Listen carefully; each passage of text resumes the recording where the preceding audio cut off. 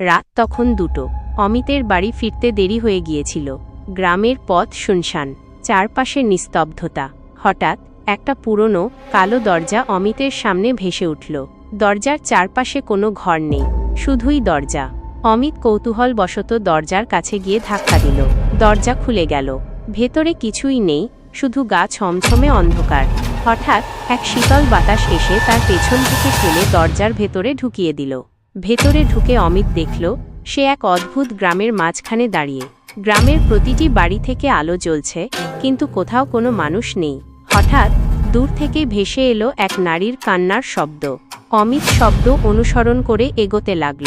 শব্দটি একটি পুরনো কুয়োর কাছ থেকে আসছে।